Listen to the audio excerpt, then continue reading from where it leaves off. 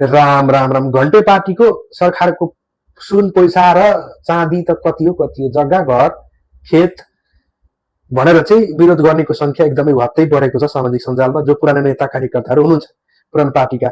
म चाहिँ के भन्छु भने यतिकै हिम्मत चाहिँ पहिले नै नेता कार्यकर्ता या पार्टीले चाहिँ लिनुपर्छ किनभने अहिलेको सरकारले लिएको छ सम्पत्ति छानबिन गर्नु र सार्वजनिक गर्नु भनेको एकदमै राम्रो कुरा हो। उनीहरू बसेको सरकारमा 1 महिना मात्रै भएको छ र 1 महिनामा सुरुवात नै हाम्रो सम्पत्ति यति छ र हामी चाहिँ 5 वर्षसम्म विकास गर्छौँ पैसा कमाउन भ्रष्टाचार गर्नतिर लाग्दैनौँ भन्न खोजेको हो यो सन्देश दिएको अरू पार्टीलाई।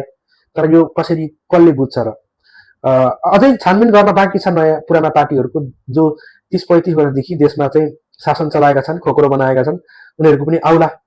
तर योभन्दा पहिले कुनै पनि सरकारी उसमा नबस्नु भएको सरकारी ओदामा नबस्नु भएको यी यस्ता व्यक्तिहरूको यत्रो पैसा सम्पत्ति सुन हुनु भनेको चाहिँ यो पुर्खौली सम्पत्ति हो भनेर बुझौँ।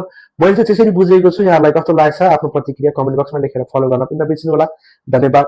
जय घन्टी।